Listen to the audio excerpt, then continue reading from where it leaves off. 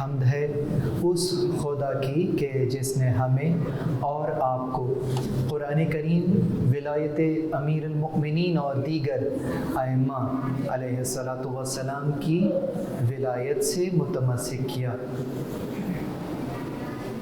خدا کی توفیق ہے، خدا کا کرم ہے، خدا کا احسان ہے کہ اس نے آپ کو اور ہمیں ایک موقع اور عنایت فرمایا کہ ہم اور آپ اس وقت نہ صرف یہ کہ خانہ خدا میں موجود ہیں، بلکہ اس ہستی کے اوپر گفتگو کرنے کے لیے اور سننے کے لیے اور تفکر اور تدبر کرنے کے لیے ہم جمع ہوئے ہیں کہ جس کو قرآن کریم میں کہیں لیلۃ القدر کے نام سے یاد کیا گیا تو کہیں سورۃ کوثر کے نام سے یاد کیا گیا۔ بی بی زہرا سلام اللہ علیہا انسان کامل، ہماری تقریر کا جو عنوان قرار پایا ہے وہ بی بی زہرا کی شخصیت بحیثیت انسان کامل قرار پایا۔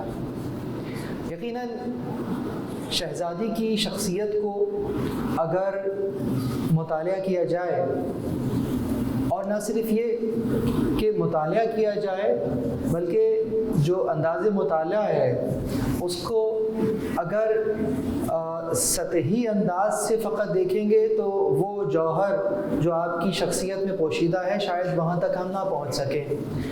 ایک گلہ ہے عموماً قاریان سے یا ان لوگوں سے، میں اپنی جملوں کو، میں چاہ رہا ہوں میرے سامنے بچے بیٹھے ہوئے ہیں کہ بہت آسان اردو میں بات کروں، کہ ہم جب کبھی کسی شخصیت کو پڑھ رہے ہوتے ہیں، مطالعہ کر رہے ہوتے ہیں تو بسا اوقات ایسا ہوتا ہے کہ بہت سرسری انداز سے مطالعہ کیا جاتا ہے، اور بہت ہی معمولی انداز سے مطالعہ کرنے کے بعد ہمارے ذہن میں اس شخصیت کی ایک کریکٹرسٹکس، ایک صفات ہمیں سمجھ میں نظر آ رہی ہوتی ہیں، اور چونکہ مطالعہ بہت سطحی ہوتا ہے اس لیے جو شخصیت ذہن میں آتی ہے وہ بھی بہت کامل شخصیت نہیں ہوتی۔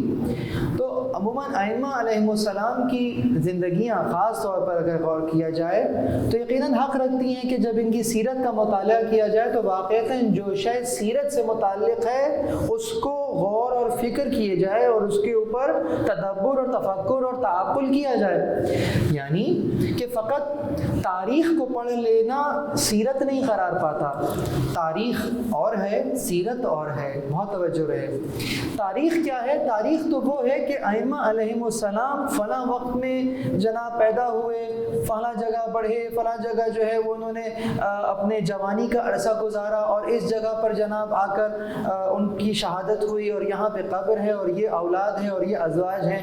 یہ تمام کی تمام چیزیں پڑھ لینے کے بعد میں نے سمجھا کہ جی جناب میں نے سیرت پڑھ لی ہے۔ جی نہیں، آپ نے سیرت نہیں پڑھی ہے، آپ نے تاریخ پڑھی ہے۔ سیرت کب پڑھیں گے؟ سیرت اس وقت پڑھیں گے کہ جب ہم ائمہ علیہم السلام کی طرز عمل، انداز عمل اور فکر کو سمجھیں گے۔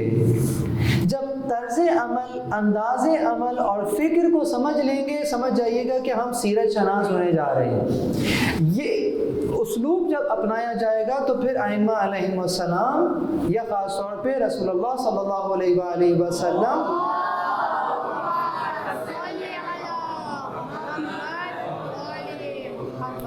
اب ان کی روش ہمیں سمجھ میں آئے گی۔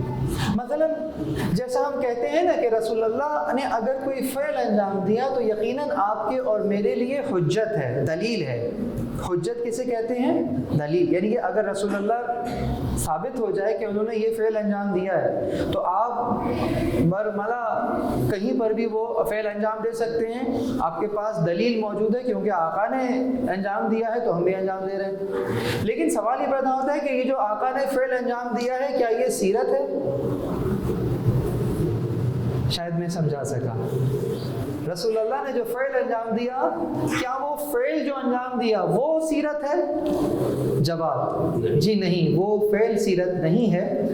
اب پھر سیرت کہاں ہے؟ رسول اللہ نے وہ فعل کیوں انجام دیا، اس کیوں کا جواب جو ہے وہ سیرت ہے۔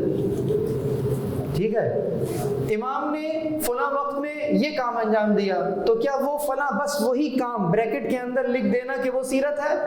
غلط، وہ سیرت نہیں ہے۔ وہ فعل ائمہ ہے، فعل امام ہے، لیکن سیرت نہیں ہے۔ سیرت کیا ہے؟ وہ فعل امام نے کیوں انجام دیا، اس کیوں کا جواب جو ہے وہ سیرت ہے۔ ایک امام نے تلوار نیام سے باہر نکال لی، اب لکھنے والے نے لکھا کہ جناب ان کی سیرت یہ ہے کہ وہ جنگجو ہیں، تلوار دکھتی ہے ہاتھ میں ہمیشہ، تو کیا واقعتاً یہ سیرت ہے؟ نہیں، تلوار نکالنا امام کی سیرت نہیں۔ اچھا ایک امام ہے، انہوں نے صلح کی ہے، انہوں نے تلواریں رکھوا دی، تو لکھنے والے نے لکھا کہ ان کی سیرت یہ تھی کہ بہت صلح پسند تھے، تو کیا واقعتاً لکھنے والے نے ان کی سیرت بیان کی ہے؟ نہیں، لکھنے والے نے امام کے عمل کو لکھا ہے، لکھنے والے نے امام نے وہ عمل کیوں انجام دیا اس کیوں کو نہیں لکھا، تو اسی لیے ہم تاریخ اور سیرت میں پھنس گئے۔ اب دیکھنا یہ ہے کہ وہ جو تلوار نکلی تھی وہ کیوں نکلی تھی؟ کہا اس لیے نکلی تھی کہ دین کا دفاع کرنا تھا۔ وہ جو تلوار نیام میں گئی تھی کیوں گئی تھی؟ اس لیے کہ دین کا دفاع کرنا۔ یعنی امام نہ صلح پسند ہوتا ہے نہ جنگ پسند ہوتا ہے، امام دین پسند ہوتا ہے۔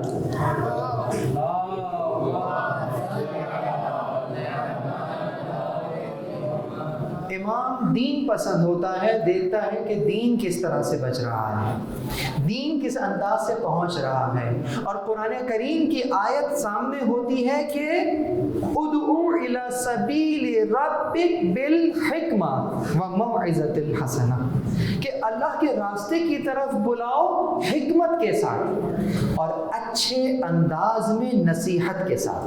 ہم بہت سے مقامات کے اوپر دیکھتے ہیں کہ ہم دعوت دے رہے ہوتے ہیں، اچھی بات کر رہے ہوتے ہیں، یقیناً اصلاح کرنے کی نیت ہوتی ہے، لیکن اس اصلاح کے اندر خدا نہ خواستہ کسی بندہ مومن کی تضحیق ہو رہی ہو، اس کی آبرو ریزی ہو رہی ہو، تمہیں دین اس بات کی اجازت بھی نہیں دیتا کہ کسی مومن کو ذلیل کر دو۔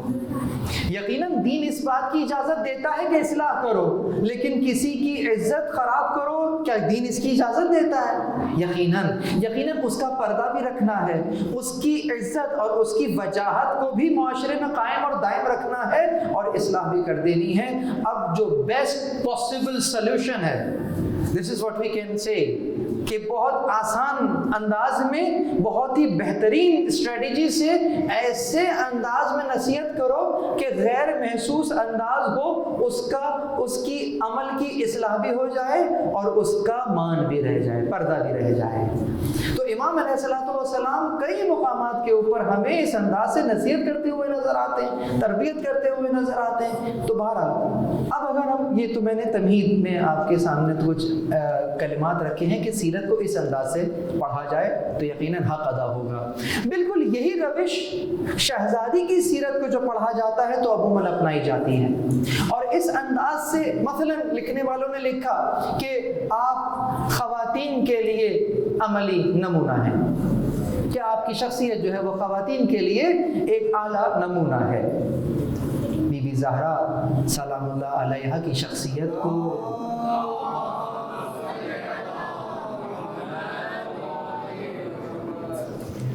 کسی خاص گروہ سے متعلق کر دینا یا کسی خاص زمانے میں مقید کر دینا ان کی شخصیت کی آفاقی حیثیت کو کم کر دینے کے مترادف ہے۔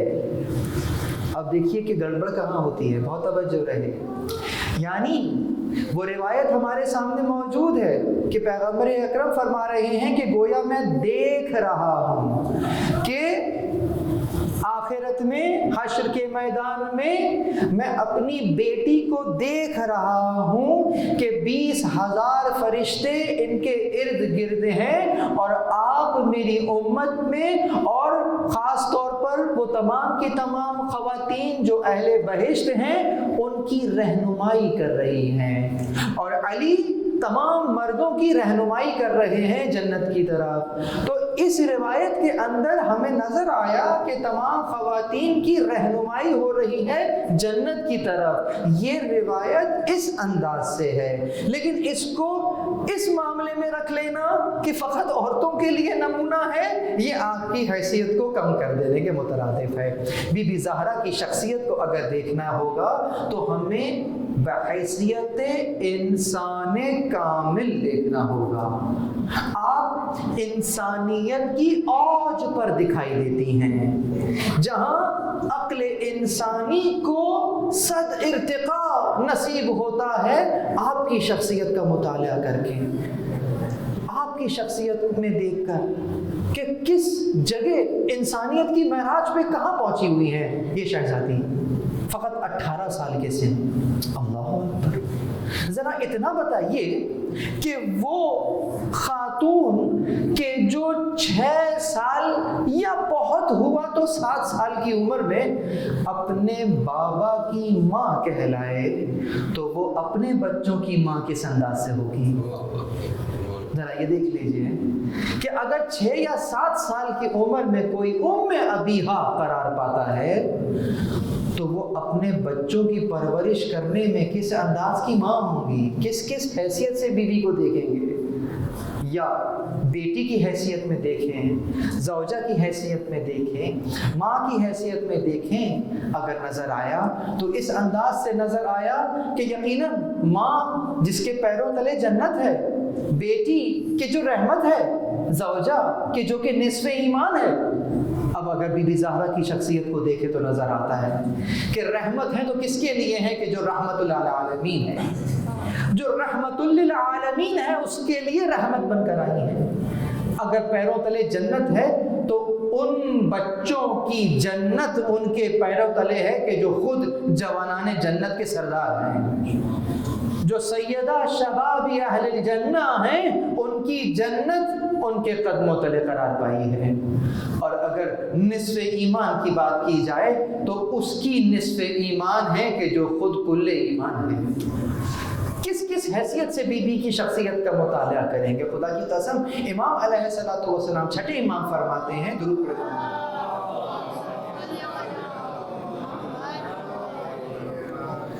چھٹے امام فرماتے ہیں کہ ہماری جدہ کہا ہی سر من اسرار اللہ، وہ اللہ کے رازوں میں سے ایک راز ہے۔ راز، سر، راز اس ہی وقت تک رہتا ہے جب تک راز ہو، اگر افشا ہو جائے تو راز نہیں رہتا۔ کہا یا سر من اسرار اللہ، کہ وہ اللہ کے رازوں میں سے ایک راز ہے۔ گویا ہم اپنی عقل اور شعور کے تحت جیسی کی ان کی شخصیت ہے ویسا انہیں سمجھ نہیں سکتے۔ ہم یہ سمجھ سکتے ہیں کہ جیسی وہ ہیں ویسا تو ہم نہیں سمجھ سکتے، لیکن وہ کہتے ہیں نا، میں نے بہت اوقات ممبر سے بھی بیان کیا اس روایت، اس مثال کو، کہ اگر پیاس لگی ہو اور دریا کے کنارے موجود ہوں تو پورا دریا تو نہیں پیا جا سکتا، لیکن جتنی پیاس ہے اتنی ضرور بجھائی جا سکتی ہے۔ تو یقیناً جس قدر معرفت ہو، جس قدر معرفت بلند ہو اتنا تو سمجھا جا سکتا ہے، وگرنہ وہاں کتنی معرفت ہے یہ تو سمجھ سے بالا تر ہے۔ تو آئیے اپنی معرفت کو ذرا بلند کرتے ہیں اور پھر آپ کی شخصیت کے اوپر نظر کرتے ہیں۔ آپ کے سامنے میں نے بہت مشہور اور معروف آیت کی تلاوت کی ہے بی بی کی شخصیت سے متعلق، انسان کامل کے حوالے سے۔ اس سے بہتر آیت اس وقت میرے سامنے نہیں ہے۔ یا ایتھا النفس المطمئنہ، کہ جب پروردگار عالم مخاطب ہو رہا ہے نفس سے تو کس حیثیت اور کس کیفیت والے نفس سے بات کر رہا ہے؟ کہا اے اطمینان پا جانے والی جان، اگر ترجمہ کریں تو یہی بنے گا، یا ایتھا النفس المطمئنہ ترجعی الی ربک، اپنے رب کی طرف لوٹا۔ اور کس انداز میں لوٹا؟ بہت توجہ، اپنے رب کی طرف تو سبھی لوٹ جاتے ہیں، یقیناً کوئی یہاں کے لیے ہے نہیں، ہم کہیں سے آئے ہیں اور وہیں لوٹ جانے کے لیے ہیں، لیکن فقط لوٹ جانا کمال نہیں ہے، کس کیفیت میں لوٹ رہے ہیں یہ کمال ہے۔ توجہ، صرف لوٹنا کمال نہیں ہے، لوٹنا تو سب نے نہیں ہے، رہنا کسی نے نہیں ہے، جو آیا ہے اس نے جانا ہے، لیکن وہ جو جا رہا ہے کس کیفیت میں جا رہا ہے یہ دیکھنے والی بات ہے۔ تو یا ایتھا النفس المطمئنہ ترجعی الی ربک، لوٹ آ اپنے رب کی طرف، کس کیفیت میں؟ کہا راضیۃ مرضیہ، وہ جو تیری کیفیت ہے وہ راضیتن مرضیہ، یعنی تو راضیہ بھی ہے مرضیہ بھی ہے۔ پہنچ گئے آپ؟ یعنی کسی ایسی دو صفات اس آیت کے اندر بیان ہوئی، اور وہ صفات کون سی تھی؟ فقط راضیہ نہیں ہے مرضیہ بھی ہے۔ تو ایسی شخصیت کہ جو فقط راضیہ نہ ہو مرضیہ بھی ہو، اور فقط مرضیہ نہ ہو ذکیہ بھی ہو، فقط ذکیہ نہ ہو صدیقہ بھی ہو، فقط صدیقہ نہ ہو مبارکہ بھی ہو، فقط مبارکہ نہ ہو محدثہ بھی ہو، فقط محدثہ نہ ہو فاطمہ بھی ہو۔ چھٹے امام ہی مزید فرماتے ہیں، درود پڑھیں محمد والے محمد،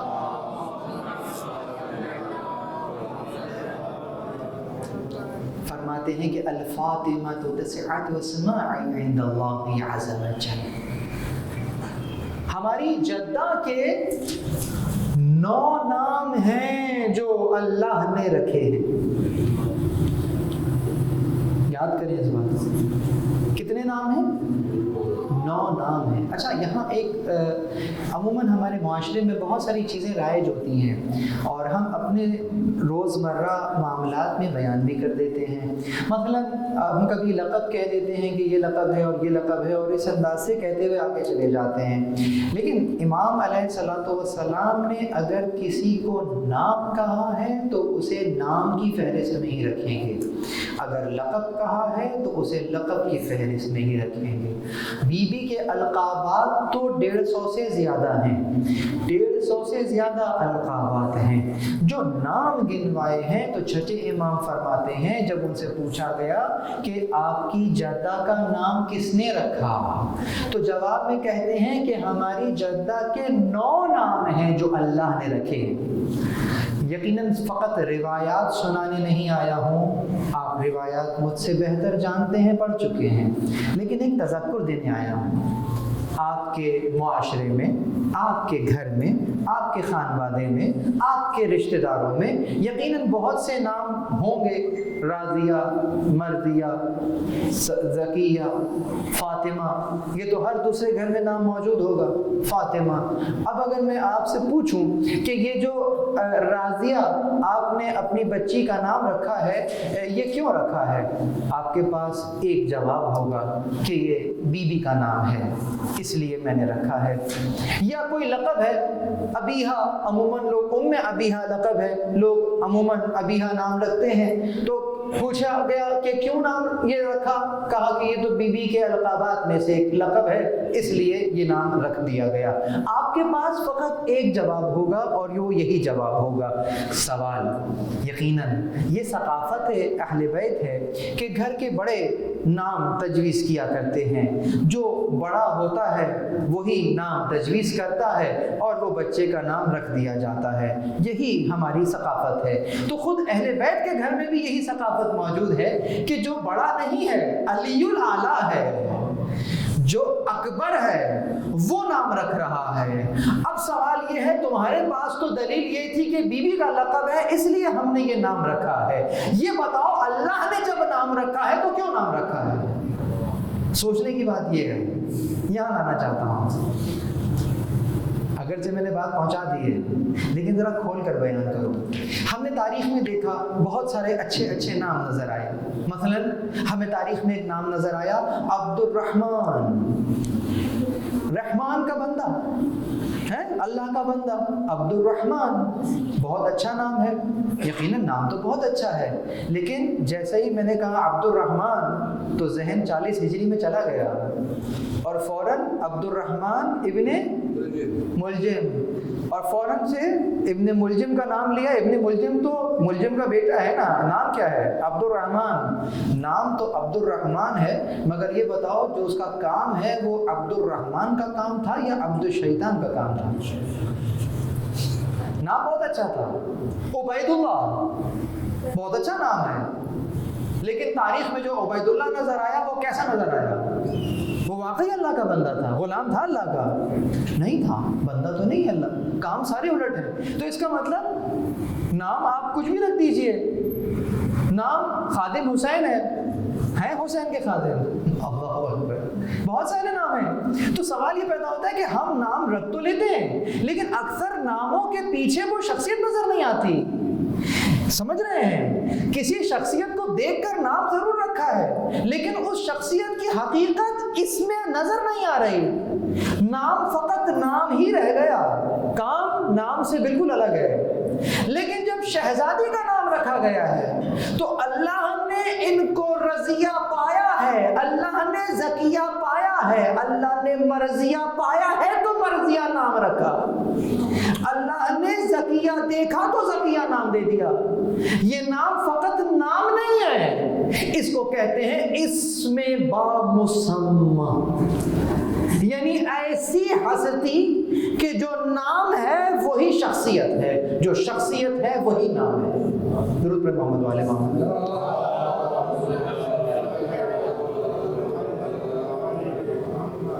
تو بیان فرمایا کہ فاطمہ ان 9 ناموں میں پہلا نام کون سا ہے؟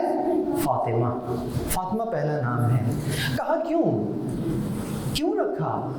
کہا اس لیے کہ ہمارے اس کے جو چاہنے والے ہیں, جو اس کے پیروکار ہیں, ان کی معرفت کے ذریعے سے عذاب نار سے بچ جائیں گے.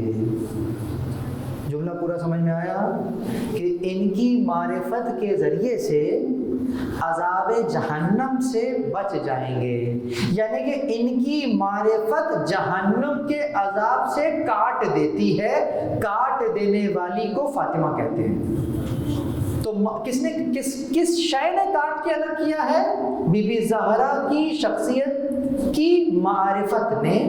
آپ کی معرفت جہنم کے عذاب سے کاٹ دینے والی ہے, یقیناً بہت اہمیت کی حامل ہے یہ ہے معرفت. تو معرفت کا ہونا بہت ضروری ہے. اسی طریقے سے آپ کا لقب ہمیں نظر آتا ہے محدثہ. اچھا معذرت, میں نے خود دیکھی, میں نے کہا تھا کہ بہت زیادہ عام ہے, ہم لقب کے طور پہ لے لیتے ہیں. نام ہے, ناموں میں سے محدثہ نام ہے. نام کیا ہے؟ محدثہ. دال کے اوپر زبر ہے. اچھا یہ لفظ جو ہے وہ محدثہ بھی لکھا جاتا ہے. بہت توجہ, محدثہ اور محدثہ. بی بی محدثہ بھی ہیں, محدثہ بھی ہیں, اس میں کوئی شک نہیں. لیکن جو نام ہے وہ کیا ہے؟ محدثہ زبر. فرق کیا ہے؟ محدث یا محدثہ اس کو کہتے ہیں کہ جو کہ روایت بیان کرے, کوئی واقعہ ہوا ہے اس کو نریٹ کر دے. تاریخ اسلام میں ہمیں بہت سے محدث نظر آتے ہیں, روایت کرنے والے تو بہت سے نظر آتے ہیں. تو یقیناً روایت کرنے والے بہت سے ہیں, ان میں سے ایک بی بی بھی ہیں کہ جو کہ روایت کرتی ہیں, احادیث بیان کرتی ہیں یقیناً. تو اس عنوان سے تو محدثہ ہیں, لیکن بی بی کا نام محدثہ نہیں ہے, محدثہ ہے. محدثہ کسے کہتے ہیں؟ محدثہ اسے کہتے ہیں کہ جس سے فرشتے ہم کلام ہوں. اور نہ صرف یہ کہ فرشتے ہم کلام ہوں, بلکہ فرشتے ہم کلام ہونے میں فخر محسوس کریں کہ کس سے ہم کلام ہیں. یہ شخصیت بی بی زہرا. علماء نے لکھا کہ پیغمبر اکرم کی رحلت کے بعد متواتر جب تک بی بی اس عالم میں بقید حیات رہیں, جبریل امین نازل ہوتے رہے اور آپ سے گفتگو کرتے رہے. یہ گفتگو کا ہونا آپ مولا علی سے بیان کیا کرتی تھیں, آپ ان باتوں کو لکھ لیا کرتے تھے, جسے آپ بعد میں صحیفہ فاطمیہ کہہ لیجئے. اور وہ صحیفہ کہ جو آپ کے پاس موجود ہے, جس میں رسول اللہ نے بھی آپ کو بہت سارے حالات لکھوائے ہوئے ہیں اور بی بی زہرا نے بھی کچھ باتیں بیان کی ہیں, اس کو ملا لیجئے تو صحیفہ علویہ قرار پائے گا, جس کے اندر گزشتہ اور آئندہ آنے والے حالات بھی لکھے ہوئے ہیں. مجھے وہ روایت یاد آ رہی ہے 8ویں امام سے, جب مامون غیر رشید نے عید کی نماز پڑھانے کے لیے کہا اور زور دیا. امام نے پہلے تو منع فرمایا, جب اس نے بہت زور دیا تو کہا کہ ہم نے صحیفے میں تو ایسا نہیں دیکھا. یہ جملہ آپ کا ملتا ہے کہ صحیفے میں تو ایسا نہیں ملتا کہ میں نماز پڑھا سکوں گا وہاں. اس کا مطلب یہ ہوا کہ کہاں صحیح 11 ہجری اور کہاں یہ 202 ہجری میں امام کی شہادت ہے، کہاں یہ 202 ہجری، یعنی اس وقت اس عالم میں وہ 11 ہجری سے 200 سال کے بعد تقریباً کی بات جو ہے وہ بھی اس صحیفے کے اندر درج ہے، وہ صحیفہ تھا۔ اللہ اکبر۔ تو چنانچہ عرض یہ کر رہا تھا کہ محدثہ آپ کا نام ہے، ملائکہ نے آپ سے گفتگو فرمائی ہے، انسان کامل، بی بی زہرا کی شخصیت، بہت توجہ۔ ایک گفتگو میں کر چکا ہوں، یہاں پر تذکر کے لیے دہراتا چلوں کہ انسان کو انسان کب کہتے ہیں۔ ابھی انسان کامل کو تو ایک طرف رکھیے، پہلے تو انسان کی بحث کریں۔ غالب کہہ گئے ہیں کہ آدمی کو بھی میسر نہیں انسان ہونا، ہمیں چلتے پھرتے آدمی تو بہت سے نظر آتے ہیں، لیکن ان آدمیوں میں انسان بہت کم ہوتے ہیں، بہت کم ہوتے ہیں۔ انسان کب ہوتا ہے؟ انسان اگرچہ انس سے ہے، لیکن بہرحال انسان کو ہم انسان کب کہتے ہیں؟ کب کوئی وجود جانور کہلاتا ہے اور کب کوئی وجود انسان کہلاتا ہے؟ یہاں دو بحثیں ہیں۔ ایک بحث یہ ہے کہ جس کو ہم تمامیت کہتے ہیں، تمامیت کیا ہے؟ تمامیت یہ ہے کہ جس وجود میں جو صفات ہوتی ہیں، جب تک کہ وہ تمام کی تمام صفات کسی وجود میں اس وجود کو نام دینے کے لیے جمع نہ ہو جائے، تب تک تمامیت کی منزل نہیں آتی۔ مشکل بات تھی، آسان کرو۔ اگر لکڑیوں کے گٹھل کے درمیان بہت ساری لکڑیاں پڑی ہوں اور تم ان لکڑیوں کے درمیان میں بیٹھے ہوئے ہو، تو کوئی کہے گا کہ تم کرسی کے درمیان میں بیٹھے ہو، میز کے درمیان بیٹھے ہو؟ نہیں معلوم، لکڑیوں کے درمیان بیٹھے ہو۔ ابھی تم کہہ نہیں سکتے۔ اب اتنے میں کسی نے وہ لکڑیاں جمع کرنا شروع کی اور اس کو بنانا شروع کر دیا۔ میں نے پوچھا کیا بن رہا ہے؟ کہا معلوم نہیں۔ ابھی دیکھنا شروع کیا، احساس ہوا کہ کرسی بننے جا رہی ہے۔ اچھا کرسی بن گئی ہے؟ کہا نہیں، ابھی بنی نہیں ہے، ابھی بن رہی ہے۔ کیوں نہیں بنی ہے اور کیوں ہے جو بن رہی ہے؟ تم کہو گے کہ اس لیے کہ کرسی میں جو صفات کرسی کہلانے کے لیے ضروری ہیں ابھی اس وجود میں آئی نہیں ہے۔ جب تک یہ صفات اس وجود میں نہ آ جائیں کہ جو اسے کرسی کہلانے کے لیے ضروری ہوتی ہیں، ہم یہی کہیں گے کہ کرسی ابھی زیر تعمیر ہے، بن رہی ہے، مکمل نہیں ہوئی ہے۔ تو بس جب وہ تمام کی تمام صفات اس وجود میں جمع ہو جائیں جو کسی کرسی کو کرسی کہلاتی ہے، تب تک تمامیت کی منزل نہیں آتی، یعنی کہ یہ تمام نہیں ہوئی ہے۔ جب یہ تمام ہو جائے تو اب کہو گے کہ ہاں یہ کرسی ہے۔ بس بالکل اسی طریقے سے اس موجود کے اندر جب تک وہ صفات نہ آ جائیں جو اس کو جانوروں سے الگ کر دیتی ہیں، تب تک یہ انسان کہلانے کے لائق نہیں ہوتا۔ دیکھنے میں چلتا پھرتا تو لگ رہا ہے، لیکن اب میں کیا کہوں، وہ لفظ بہت خطرناک اور بہت ہی سخت ہیں جو مولا علی نے فرمائے ہیں۔ فرماتے ہیں یا اشباح الرجال ولا رجال۔ جائیے جا کے مولا کے خطبے میں دیکھیے، یا اشباح الرجال، اشباح الرجال ولا رجال، کہ اے دکھنے والے، اے مردوں کی صورت رکھنے والے نامردوں۔ میں نے بہت ہی محتاط ترجمہ کیا ہے، اشباح الرجال ولا رجال، یا میت الاحیاء، اے زندہ مردوں۔ مردہ ہوتا ہے نا جیسے ڈیڈ باڈی، ایک ڈیڈ باڈی ہوتی ہے جو کہ ہاریزنٹل ہوتی ہے، لیٹی ہوئی ہے، اور ایک ڈیڈ باڈی وہ ہوتی ہے جو ورٹیکل ہے، کھڑی ہوئی ہو۔ فرق کوئی نہیں ہے دونوں ڈیڈ باڈی، بس فرق صرف اتنا ہے کہ یہ کھڑی ہوئی ہے، چل پھر رہی ہے، کھا پی رہی ہے، آفس جا رہی ہے، صبح نکلتی ہے، کام پہ جاتی ہے، واپس آتی ہے، پھر دوسرے دن صبح نکلتی ہے، کام پہ جاتی ہے، واپس آتی ہے، بس کھانا پینا سونا، کھانا پینا سونا، ٹی وی دیکھنا اور تھوڑا بہت لڑنا، اور پھر دوبارہ کھانا پینا اور ختم، موت آئی اور پھر چلے گئے۔ یہ جو 9 to 5 کی زندگی تھی نا، اگر فقط یہی زندگی تھی تو یہ اس قسم کی زندگی تو جانور بھی گزار رہے ہیں۔ وہ بھی روز نکلتے ہیں، دانا لیتے ہیں، واپس گھر آتے ہیں، پھر دوسرے دن جاتے ہیں، دانا پانی، کھانا پینا، دانا پانی اور ختم۔ تو اس دانے پانی کی وجہ سے تو ہم یہاں نہیں آئے، یہاں آنے کا مقصد کچھ اور ہے۔ اگر وہ نہ لیا تو کچھ نہ لیا۔ آئے کیوں تھے؟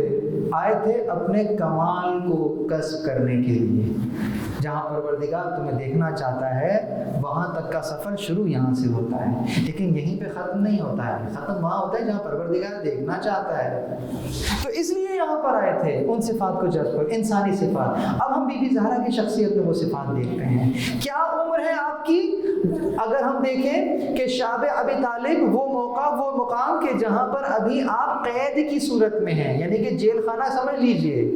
شعب ابی طالب مکے سے باہر وہ گھاٹی ہے کہ جہاں پر انہیں جلا وطن کیا گیا. بی بی کی عمر کیا ہے اس وقت؟ کہتے ہیں کہ جس عمر میں بچے چلنا سیکھتے ہیں اس عمر مبارک میں آپ اس شعب ابی طالب کی گھاٹی میں موجود ہیں. یعنی کہ اللہ اکبر، یعنی کہ بی بی کا پہلا قدم اگر زمین پہ آیا ہوگا تو وہ جیل کی صورت میں آیا ہے، وہ زندان کی صورت میں آیا ہے. اور پھر کس انداز سے وہ اپنے ارد گرد کا ماحول دیکھ رہی ہیں، اپنے بزرگوں کو، اپنے والد گرامی کو، اپنی والدہ گرامی کو کیسے دیکھ رہی ہیں، کس مشکل حالات میں دیکھ رہی ہیں کہ جو 2.5 سے 3 سال وہاں گزرے ہیں.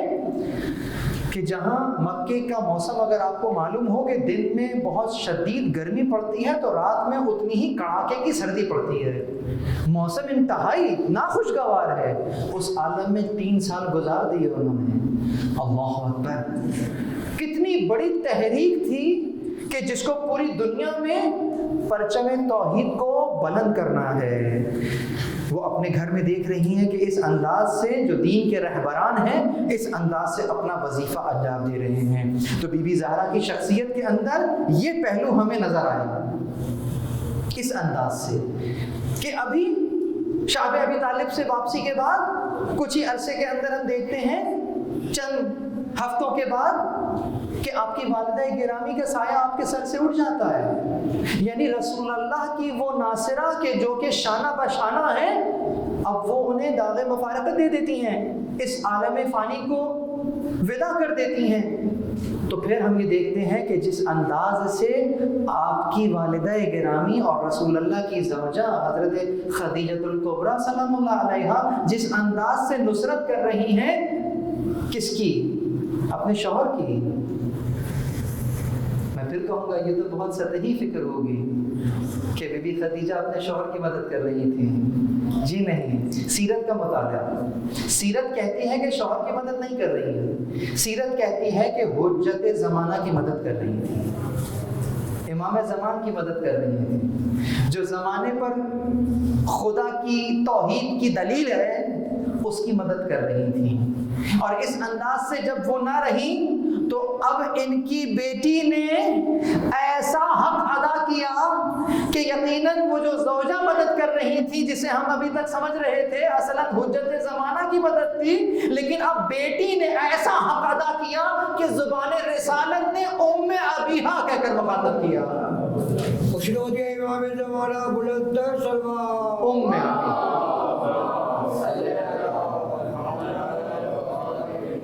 فاطمہ کہتے نہ خاتون جناح کہتے تھے، پیار سے ختم رسم بیٹی کو ماں کہتے تھے. اور فقط کہتے نہیں تھے، سمجھیں، روایت پڑھوں، سن چکے ہیں. اذا كانت دخل الى ابوها قام اليها، کہ جب کبھی آپ کسی محفل میں بیٹھے ہوتے تھے، کسی جگہ بیٹھے ہوتے تھے چند افراد کے ساتھ، اور وہاں اچانک سے بی بی زہرا آیا کرتی تھیں، تو اردو میں تو اتنا ہی پڑھتے ہیں کہ آپ کھڑے ہو جاتے تھے احترام میں. ارے احترام میں تو یوں بھی کھڑا ہو جایا جاتا ہے، لیکن ذرا سمجھیے روایت کیا کہتی ہے. روایت کہتی ہے قام الیہا. روایت میں یہ نہیں ہے قام لہا. اگر قام لہا ہو تو پھر یہی ترجمہ ٹھیک ہے کہ احترام میں کھڑے ہو جاتے تھے، لیکن فقط احترام کی بات نہیں ہے. قام الیہا، الیہا کا مطلب یہ ہے کہ جو ہی بی بی زہرا پر نظر پڑتی تھی آپ نہ صرف اپنی نشست سے کھڑے ہوتے تھے بلکہ چل کر ان کی طرف سبقت کرتے تھے اور ان کا استقبال کرتے تھے. یہ کیفیت نظر آتی ہے قام الیہا، جسے آپ کہتے ہیں بچھے چلے جاتے تھے، بچھ کر استقبال کرتے تھے، اور جب واپس لاتے تھے تو کیا کرتے تھے؟ 2 کام انجام دیتے تھے. بہت توجہ، ماتھے کا بوسہ دیتے تھے. ماتھے کا بوسہ دینے کے بعد ہاتھوں کی ہتھیلیوں کا بوسہ دیتے تھے. یا رسول اللہ ماتھا چومنا سمجھ میں آ جاتا ہے، بیٹی کا ماتھا ہی چوما جاتا ہے، لیکن یہ ہاتھوں کی ہتھیلیوں کا بوسہ ماں کی ہتھیلیوں کو چوما جاتا ہے۔ عبیہا سمجھ میں آیا؟ اس بیوی کی شخصیت ہے، 6 سال 7 سال کا سن ہے، اور وہ جو وجہ تخلیق کائنات ہے، جو حجت زمانہ ہے، اس انداز سے آپ کا استقبال کر رہا ہے۔ یہ بیوی کی شخصیت کاملہ، انسانیت، یعنی آپ گویا دیکھ رہے ہیں کہ یہ آنے والی فقط بیٹی نہیں ہے۔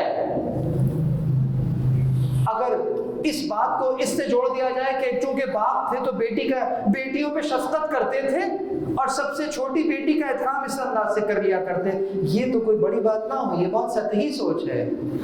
رسول اللہ کو فقط اس انداز سے جذباتی انداز کے لگاؤ کے ساتھ دیکھنا، یہ تو مقام رسالت کو بہت ہی سطحی انداز سے دیکھنے کے برابر ہے۔ آپ کا اس قدر احترام کسی خاص طرف اشارہ کر رہا ہے کہ یہ آنے والی کوئی عام ہستی نہیں ہے، یہاں ماجرا کچھ اور ہے۔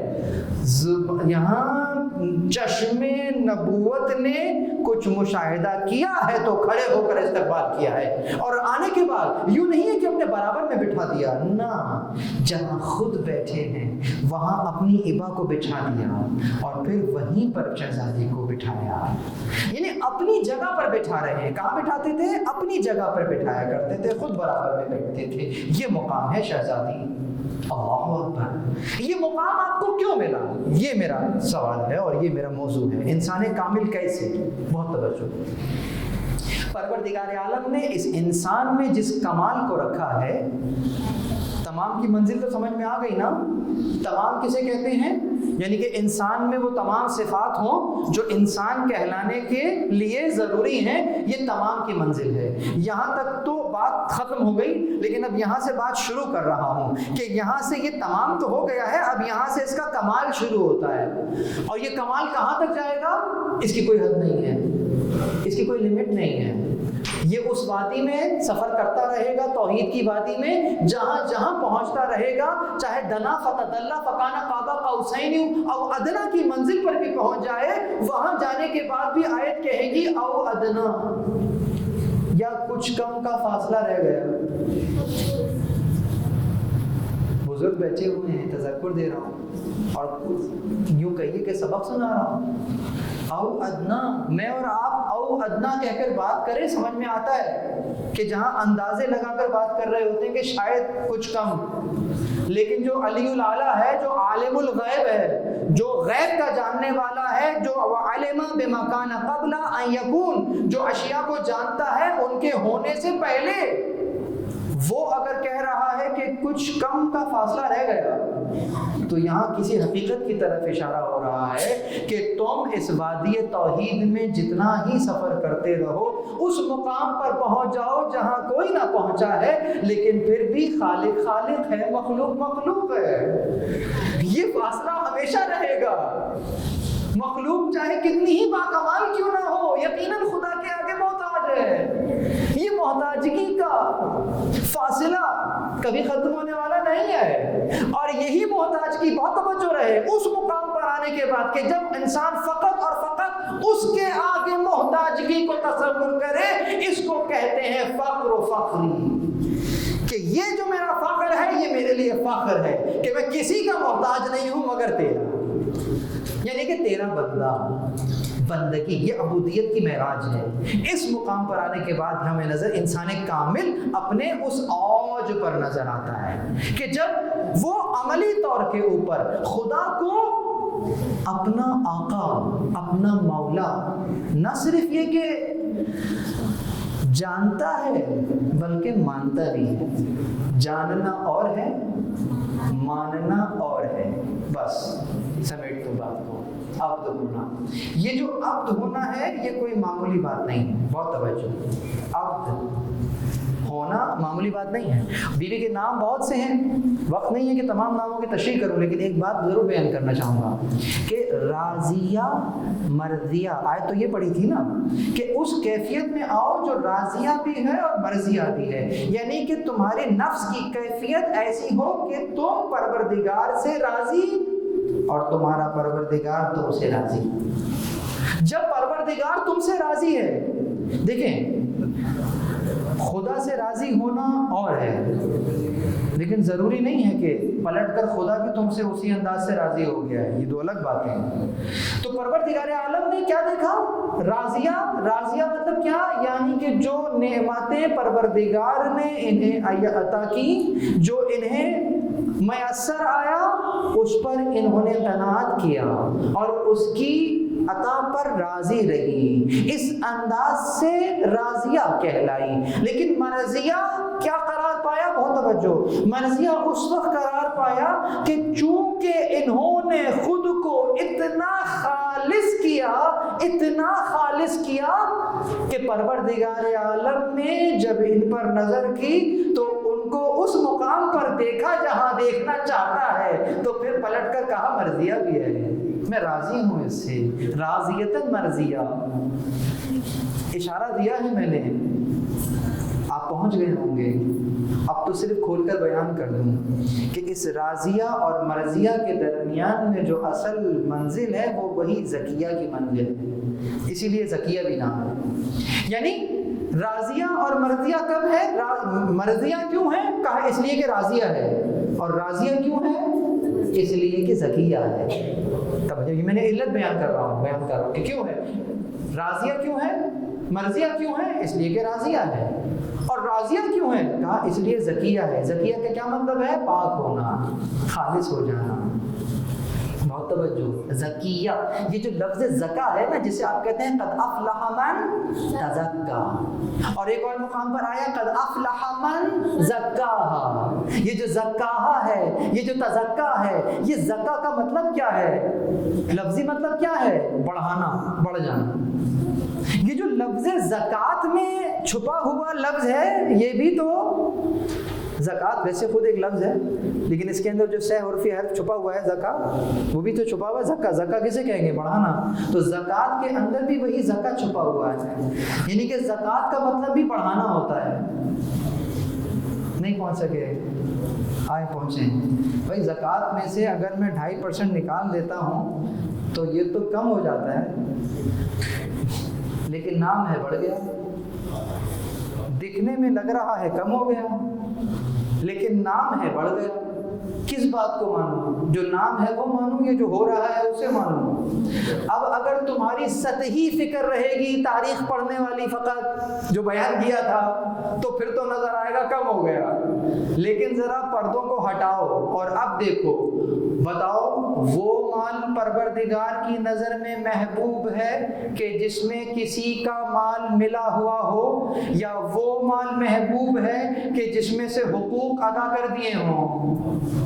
تو پروردگار کی نگاہ میں قدر والا مال کون سا ہے؟ جس میں سے حقوق ادا ہو گئے ہوں، یعنی تم نے یہاں سے زکوٰۃ کو نکال کر دے دیا، یہ جو مال ہے پروردگار کی نظر میں بڑھ گیا ہے، ویٹیج میں بڑھ گیا ہے جسے کہتے ہو، اس کی قدر اس کی نگاہ میں زیادہ ہے۔ اب سمجھ میں آیا کہ جو زکوٰۃ ادا ہو رہی ہے وہ مال کو بڑھا رہی ہے اس کی نگاہ میں، کہ پاک و پاکیزہ مال ہے، اس میں نجاست نہیں ملی ہوئی ہے۔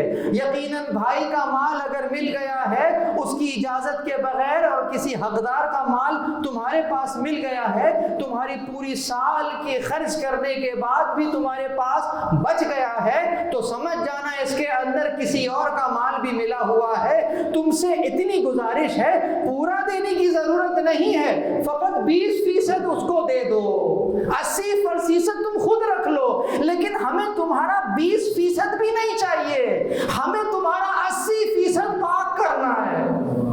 سمجھو، یعنی وہ جو لیا ہے وہ 20% لیا نہیں ہے، وہ جو تمہارے پاس 80% بچ گیا ہے اس کو پاک کرنا مقصد تھا، اس کو بڑھانا مقصد تھا، اس کا ویٹیج بڑھ گیا ہے، تمہارا مال پاک ہو گیا ہے، اب تمہارے لیے جائز ہے، اور اگلے سال اس میں سے دینے کی ضرورت بھی نہیں ہے، بس یہ ہو گیا ہے پاک۔ اب سمجھ میں آیا؟ میں نے خمس کو بھی اس کے اندر بیان کر دیا۔ آگے چلیے، بہت توجہ رکھیے گا۔ یہ زکیہ، تو زکیہ کا مطلب کیا ہے؟ جو خالص ہو، جو یعنی اس قدر خالص، اس قدر مخلص کہ پروردگار سے اگر کچھ سوال بھی کر لیا تو اپنے لیے سوال نہیں کر رہی، سب کے لیے سوال کر رہی ہیں۔ بی بی زہرا کی شخصیت، شہزادہ کہتا ہے کہ میں نے پوری رات دیکھا کہ بی بی دعا کر رہی ہیں، نام لے لے کر دعا کر رہی ہیں، یہاں تک کہ فجر نمودار ہونے لگی۔ میں نے پوچھ لیا اماں جان آپ نے سب کے لیے دعا کر لی، اپنے لیے کچھ نہیں مانگا؟ اللہ اکبر، کہا نہیں پہلے اول جدار بعد دار، پہلے پڑوس بعد میں گھر، اپنے لیے بعد میں مانگیں گے، لیکن وہ بات آئی نہیں چک رہا، دوسروں کے لیے ہی مانگا جاتا۔ یہ عبودیت کی معراج ہے کہ جب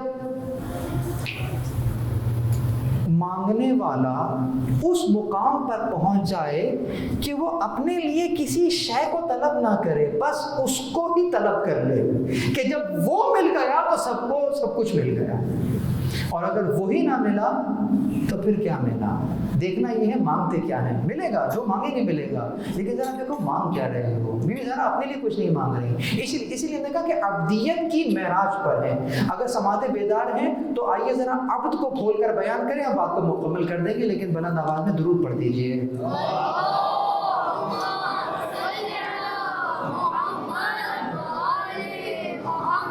یہ بات اگرچہ مشکل ہے، سمجھنا مشکل ہے، لیکن مجھے پوری امید ہے کہ میری بات ضائع نہیں جائے گی، اور یہ تو ریکارڈ بھی ہو رہی ہے، بعد میں پھر سنیے گا کہ کیا کہا امام علیہ السلام نے آپ کے اور ہمارے مکتب کے سربراہ امام جعفر صادق علیہ السلام۔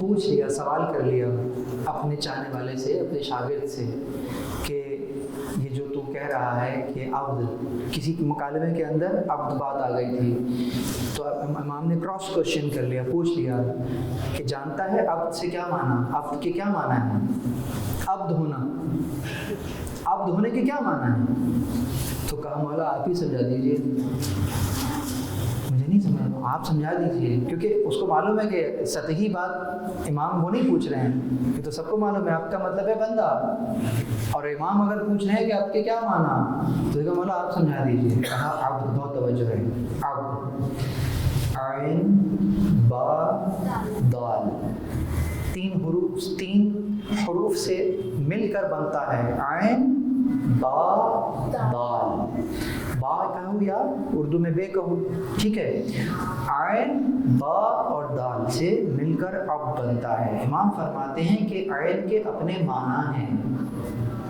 با کے اپنے معنی ہیں، دال کے اپنے معنی ہیں۔ جب تک عین کے معنی انسان پر منطبق نہیں ہوتے، انسان ان عین کے معنی کو خود میں جذب نہیں کرتا، با کی منزل نہیں آتی،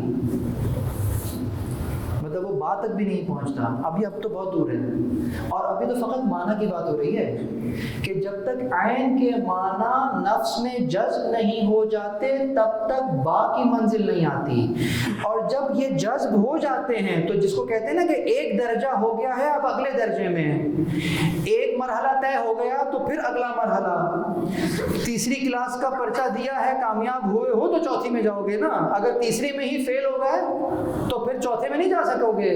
تو یہاں پر جب عین کا معنی اپنی نفس میں جذب ہو گیا تو اب بے کی منزل آئے گی، جب بے کا معنی نفس میں جذب ہو جائے گا تو پھر دال کی منزل آئے گی۔ تو فقط ابھی عین با اور دال کے لفظی معنی ہیں جو نفس میں جذب ہوئے ہیں، پھر یہاں سے عبدیت کا آغاز ہوگا۔ اللہ اکبر، کہا مولا سمجھا دیجئے، بتا دیجئے عین کے کیا معنی ہے، با کے کیا معنی ہے، دال کے کیا معنی ہے۔ امام فرماتے ہیں کہ بحر الانوار کے اندر موجود ہے روایت، کیا فرماتے ہیں عین سے مراد علمہ باللہ، اللہ کا علم، یہاں علم بمنزلت معرفت ہے، یعنی معرفت کا ہونا، خدا کی معرفت کا ہونا، یعنی جس کی عبادت ہو رہی ہے اگر یہی نہیں معلوم کہ وہ کون ہے تو اس عبادت کی کیا وقت ہے، علمہ باللہ۔ جب خدا کی معرفت ہو اور اس معرفت کو نفس پہ منطبق کرتے رہیے، اب یقیناً جس درجے کی معرفت ہوگی اتنا درجہ بلند ہوتا رہے گا. یہ تو بقدر معرفت ہے. یہ بات سمجھ میں آتی ہے؟ بقدر معرفت ہے. جنت میں جائیں گے سب جنت میں چلے گئے تو جنت کیسی ہے؟ ایک بہت بڑا سا میدان ہے اور سب جنت میں ایک ہی جگہ پر. ہاں یا الگ الگ درجے ہیں؟ الگ الگ. یہ بات تو بچے بھی جانتے ہیں. یعنی کہ جنت میں درجات ہیں کہ نہیں ہیں؟ بھائی جب جنت میں آ گئے ہو تو پھر تو مرضی ہے جہاں چاہے چلے جاؤ نا. جنت میں آ گئے ہو لیکن اپنے درجے میں جنت میں آئے ہو. بہت توجہ رہے. پھر آیت پہ دوبارہ آؤں گا. جنت میں آئے ہو جو تم نے ابھی کمائی ہے اس جنت میں آ گئے ہو لیکن تمہارا درجہ اور ہے, اس کا درجہ اور ہے, اس کا الگ درجہ ہے, تمہارا الگ درجہ ہے. اپنے درجوں میں ہوگے. یہ درجوں کا تعین کیسے ہوگا کہ ہم جنت میں جائیں گے تو کس درجے میں جائیں گے؟ اس کا تعین ہوگا معرفت کے اوپر. کتنی معرفت ہے؟ جس قدر معرفت بڑھتی جائے گی وہاں درجات بلند ہوتے رہیں گے. ایسا ہے یا نہیں ہے؟ اب سب بہت توجہ رکھیے گا. یقیناً جنت میں تو چلے گئے ہو. اس شے کی معراج کیا ہوگی؟ اس کی معراج یہ ہوگی کہ اگر راضیتاً مرضیہ ہو کر آؤ گے تو اس وقت میں اعلان کروں گا کہ فادخلوا فی عبادی. ہاں اب تو میرے بندوں میں داخل ہو جا, میرے بندوں میں شامل ہو جا. اور کس جنت میں آ؟ وہ جنت نہیں جس انداز سے بیان ہوتا ہے کہ جناب کے مومنین کے لیے جنت ہے یا جناب متقین کی جنت ہے. مومنین کی جنت اور ہے, متقین کی جنت اور ہے. ہم جس جنت میں تجھے بلا رہے ہیں وہ جنت کون سی جنت ہے؟ فقط ایک مقام کے اوپر پروردگار نے اس انداز سے بات کہی, کہتا ہے کہ فادخلی فی عبادی وادخلی جنتی. میری جنت میں داخل ہو جاؤ. جنت کہاں بھی لے کر چلا گیا کہ میرے بندوں میں داخل ہو جا اور میری جنت میں داخل ہو جا. خدا معلوم کہ وہ جنت کیسی جنت ہے کہ جس کو پروردگار کہہ رہا ہے میری جنت میں داخل ہو جا. یہ وہ عبودیت کی معراج ہے. علمہ باللہ. دوسرا موقع بے کا ہے. با کا مطلب کیا ہوا؟ بعدہم ما سوا اللہ. بعدہ کا مطلب ہوتا ہے دور ہونا. تو بعدہم ما سوا اللہ کہ ہر شے سے دور ہو جانا سوائے خدا کے. یہ کب ہوگا؟ یہ اسی وقت ہوگا جب علمہ باللہ ہوگا. جب علمہ باللہ ہوگا تو پھر بعدہ ما سوا اللہ کہ ہر شے سے دور سوائے خدا کے. اب بتاؤ کہ جو عمل شروع کرتے ہو تو نیت کیا کرتے ہو؟ قربتاً.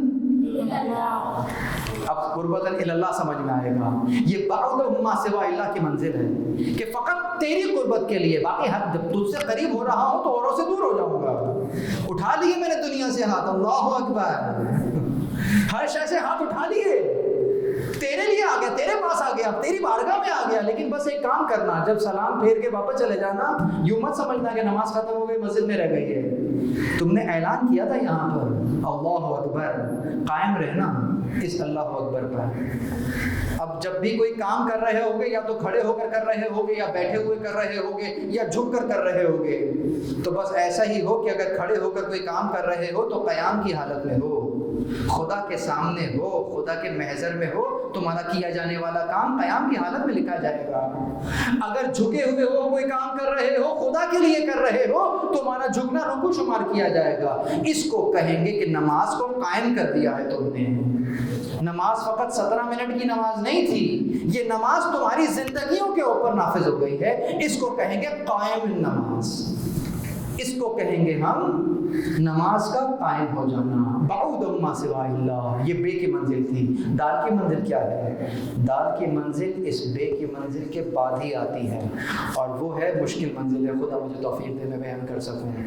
دنو کہتے ہیں قریب ہو جانے کو, تنگ ہو جانے کو. دنو من اللہ بلا کیف ولا حجاب.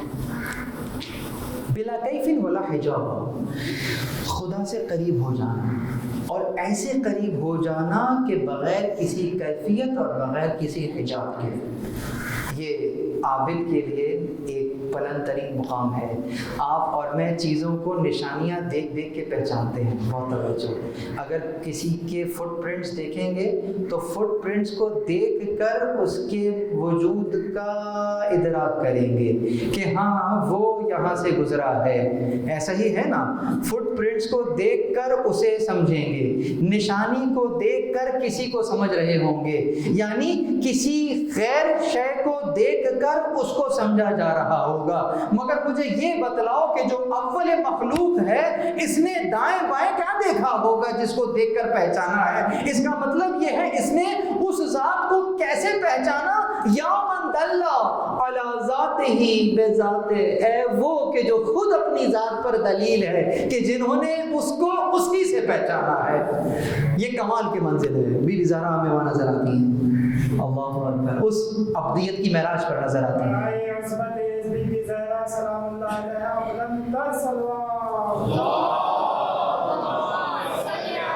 اور کیسے دیکھتی ہیں؟ بہت وقت تو ختم ہو گیا غالباً، کس طرح سے دیکھتی ہیں میں آپ کے سامنے روایت پڑھ رہا ہوں۔ آیت اللہ ابراہیم امینی نے اپنی کتاب اسلام کی مثالی خاتون کے اندر اس روایت کو لکھا ہے۔ ذرا روایت کو روایت کی حد تک دیکھیے گا، تھوڑی دیر کے لیے کچھ اپنا عقیدے والے معاملے کو ایک طرف رکھیے گا، ذرا مطالعہ کیجیے گا۔ جانتے ہیں مولا علی جیسے ہی گھر میں داخل ہوئے، بی بی نے اشارے سے اپنے پاس بلایا، اے علی ذرا میرے قریب آئیے تاکہ میں آپ کو گزشتہ اور آئندہ کے حالات سے باخبر کر دوں۔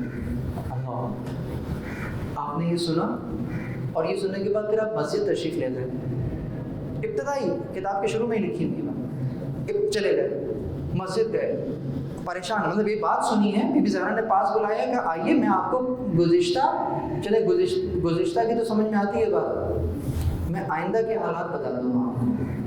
اچھا، اس کے بعد آپ یہ ذہن میں سوال لے کر مسجد چلے گئے، بیٹھ گئے، سامنے رسول اللہ تشریف فرمائے، اب کوئی سوال نہیں کر رہے، بیٹھے ہوئے ہیں، رسول اللہ نے چہرہ دیکھا، کہا یا علی آپ بات شروع کریں گے یا میں کلام شروع کروں؟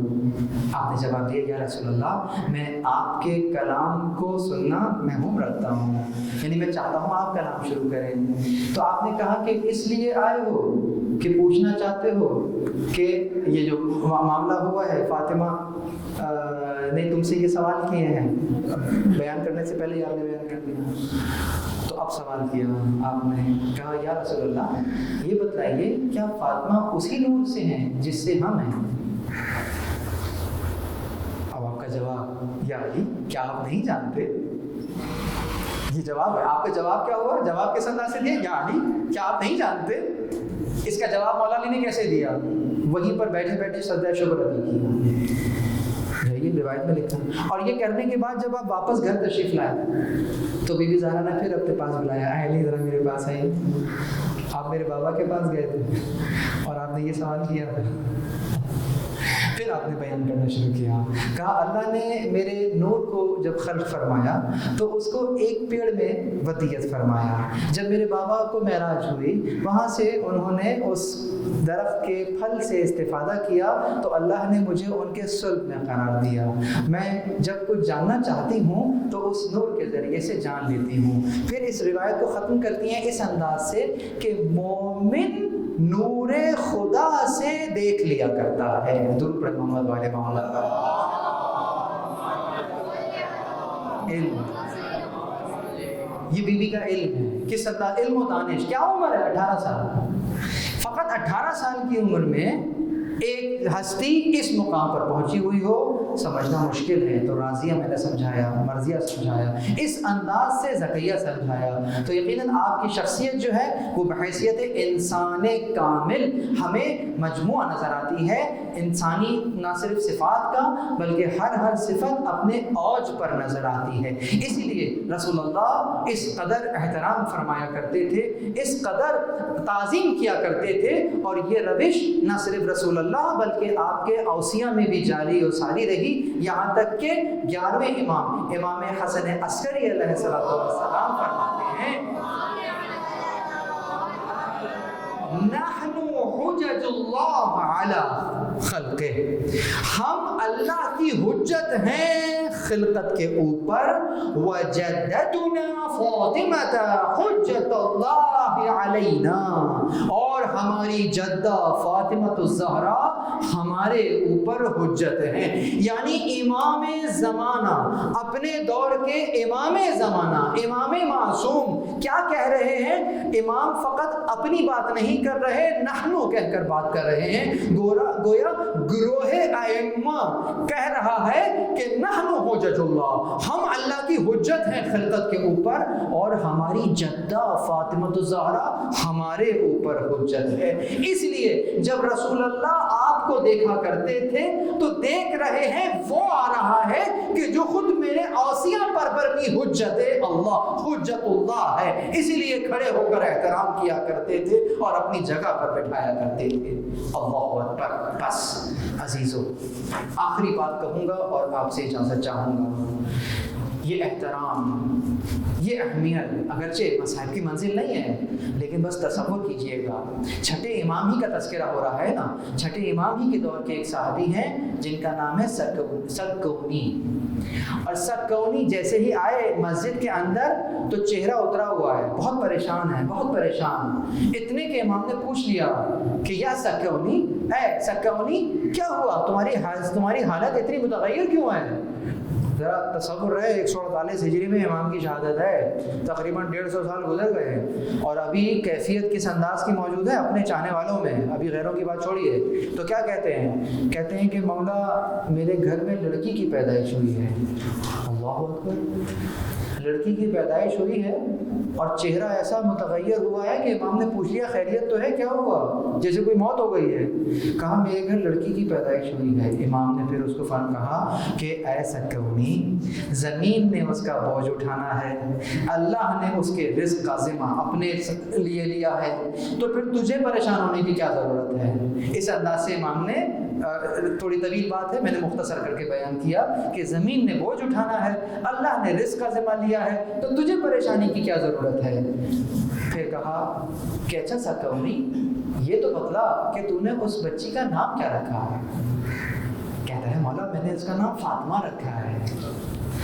سکونی کہتا ہے میں نے جیسے ہی یہ نام ادا کیا، امام کے چہرے کی رنگت متغیر ہو گئی، اور امام اپنا چہرے کو جھکا کر اور جیسے ہاتھوں کو اپنے آنکھوں پر رکھ لیتے ہیں اس انداز سے آنکھوں پر ہاتھ رکھ کر بیٹھ گئے.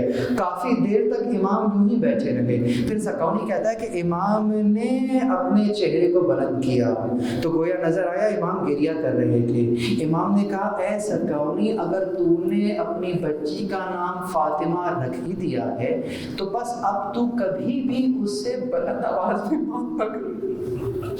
کہتے ہیں کبھی بلند آواز میں بات نہ کرنا، اپنی بچی کو کبھی جھڑکنا نہیں، کبھی اس کی تضحیق نہ کرنا، کبھی اس پر ہاتھ نہ اٹھانا. اللہ اکبر. یہ بی بی فاطمہ کے نام کا احترام ہے. اگر نام کا یہ احترام، مجھے بتائیے آپ کی شخصیت کا احترام، آپ کی شخصیت کا احترام کیا ہوگا؟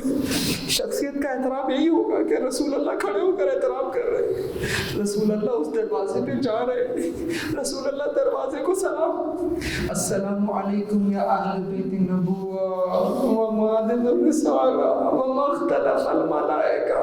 یعنی رسول اللہ فرما رہے ہیں کہ دیکھو دیکھو جانو، میرے گھر والے اور ہوں گے، یہ میرے گھر والے نہیں ہیں. اہل بیت النبوہ، یہ نبوت کے گھر والے ہیں، یہ نبوت کے گھرانے والے ہیں. یہ کون ہے؟ یہ رسالت کی کان ہے، یہاں سے رسالت نکلتی ہے. یعنی تمہیں رسالت سمجھ نہیں آئے گی جب تک اس گھر کی معرفت نہیں ہوگی. اس گھر سے تمہیں معرفت ملے گی، اس گھر سے رسالت ملے گی. تم رسالت تک پہنچ نہیں سکو گے جب تک اس در پر نہیں آؤ گے.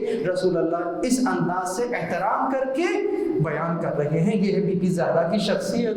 بی بی زہرا کی شخصیت یہ ہے کہ جب اہل بیت نبوہ میں جمع ہوتی ہیں اور پروردگار جب تعارف کراتا ہے کس کا، جب پوچھنے والا پوچھ رہا ہے فرشتہ مقرب ہے، کون ہے چادر کے نیچے؟ چادر کے نیچے تو وہ بھی ہے جو وجہ تخلیق کائنات ہے، لیکن جب اس تعارف کی بات آتی ہے تو بی بی زہرا کی شخصیت کو سمجھیے کہ پروردگار کہہ رہا ہے ہم فاطمہ تو، اس میں فاطمہ ہے. یہ مرکزیت ہے، یہ مرکزیت ہے اہل بیت نبوت کی کہ تعارف شروع ہوگا فاطمہ سے، ہم فاطمہ تو. اللہ اکبر. یہ محبوب الہی کی محبوبہ درمیان میں موجود ہے، یعنی اس میں وہ موجود ہے کہ جس میں اللہ کا محبوب جسے محبوب رکھتا ہے. تو محبوب محبوب کا جو محبوب ہے وہ خدا کی نگاہ میں کتنا محبوب ہوگا؟ اتنا ہوگا کہ وہ اپنے محبوب کا نام سامنے نہیں لے رہا، فاطمہ، وہ فاطمہ ہے، وہ ابوہا اور ان کے بابا ہیں، وہ بعلہا وہ بنوہا اور ان کے بچے، فاطمہ کے بچے ہیں، فاطمہ کے شوہر ہیں، فاطمہ تمام کی تمام ضمائر فاطمہ پر پلٹ گئی۔ گویا اگر پنجتن میں مرکزیت دیکھو تو بی بی زہرا، اہل بیت نبوت میں مرکزیت بی بی زہرا کو حاصل ہے۔ کیوں؟ اس لیے اب اس کی بہت سی توجیحات پیش کی گئی ہیں۔ سب سے برابر کا رشتہ ہے، سب سے ڈائریکٹ رشتہ ہے، مرکزیت ہے، یہ ان کا باپ ہے، یہ ان کے بچے ہیں، یہ ان کے شوہر ہیں۔ گویا اس گھرانے کو جس انداز سے جڑ گیا ہے یہ تمام کے تمام اس کی وجہ سے آ گئے ہیں۔ میں نے ایک روایت کی طرف اشارہ کر دیا ہے، لولا کلم خلقت الافلاق، پہلا ٹکڑا پڑھوں گا، آئندہ کے ٹکڑے روایت میں جا کے دیکھیے کہ بات ختم کہاں پر ہوگی۔ اے رسول، اگر تجھے خلق نہ کرنا مقصود ہوتا میں کچھ خلق نہ کرتا، لیکن یہاں پر روایت ختم نہیں ہو رہی، آگے جا رہی ہے۔ ذرا دیکھیں روایت ختم کہاں ہو رہی ہے، فقط ہوم ورک دے دیا آپ کو میں نے، سمجھ میں آ جائے گا کہ اہل بیت نبوہ میں بی بی زہرا کو وہ شخصیت کیوں حاصل ہے، اور کیوں پھر ان کو دیکھ کر ام ابیہا کا لقب نظر آتا ہے کہ اپنے باپ کی ماں۔ اللہ اکبر۔ پروردگار سے دعا ہے کہ ہمیں بی بی زہرا سلام اللہ علیہا کی شخصیت کو سمجھنے کی، اس پر کما حق عمل کرنے کی توفیق عنایت فرمائے۔ پروردگار وہ گوہر یقین ہے، وہ گوہر یقین جو رسول اللہ کی آغوش میں جلوہ افروز ہوا، جسے تو نے قرآن میں کوثر کہہ کر مخاطب کیا۔ پروردگار تجھے واسطہ محمد اور اہل بیت محمد علیہ السلام کا، تجھے اسی کا واسطہ ہے، ہمیں قرآن اور اہل بیت علیہ السلام کی معرفت نصیب فرما۔ پروردگار تجھے واسطہ محمد اور اہل بیت محمد علیہ السلام کا، ہمارے امام زمانہ بالکل ویسا ہی ہے جیسے ہم چاہتے ہیں۔ پروردگار ہمیں ایسا بنا دے جیسا ہمارا امام زمان چاہتا ہے۔ پروردگار تجھے واسطہ محمد اور اہل بیت محمد علیہ السلام کا، شہداء ملت جعفریہ کے درجات عالی ہیں، متعالی فرما۔ جتنے لوگ اس درس کو سن رہے ہیں ان کے تمام گزشتگان کو جو اس دار فانی سے رحلت کر چکے ہیں مرحوم و مغفور قرار دے، اعلیٰ علیہین میں جگہ دے، ائمہ اطہار کے جواد میں جگہ عنایت فرما۔